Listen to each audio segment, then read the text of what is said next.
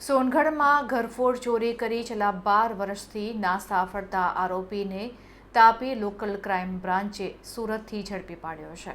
સુરત વિભાગના પોલીસ મહાનિરીક્ષક પ્રેમવીરસિંહ અને તાપી જિલ્લા પોલીસ અધિક્ષક જે.એન. દેસાઈએ ચૂંટણી પૂર્વે મિલકત સંબંધિત ગુનાઓ ઉકેલવા અને નાસ્તા ફરતા ગુનેગારો સામે કડક કાર્યવાહી કરવા સૂચના આપી હતી. આ આદેશ હેઠળ તપાસ દરમિયાન એલસીબીના એએસઆઈ ધર્મેશભાઈ મગનભાઈ અને પોલીસ કોન્સ્ટેબલ રોનકભાઈને ચોક્કસ બાતમી મળી હતી કે 2014ના ચોરીના ગુનાનો મુખ્ય આરોપી સુરત શહેરમાં છુપાયેલો છે. આ બાતમીના આધારે પોલીસે સુરતના ડિંડોલી વિસ્તારમાં છાપો મારીને મહારાષ્ટ્ર ખાતે રહેતા શાંતારામ ઉર્ફે સાન્યા પ્રતાપ કોળીને ઝડપી પાડ્યો હતો. આ આરોપી સોનગઢ પોલીસ સ્ટેશનના ઘરફોડ ચોરીમાં છેલ્લા 12 વર્ષથી પોલીસને થાપ આપી રહ્યો હતો. પોલીસે ભારતીય નાગરિક સુરક્ષા સંહિતાની કલમ 35 પેટા કલમ 1 મુજબ કાર્યવાહી કરી આરોપીને આગળની તપાસ માટે વ્યારા પોલીસને સોંપ્યો છે.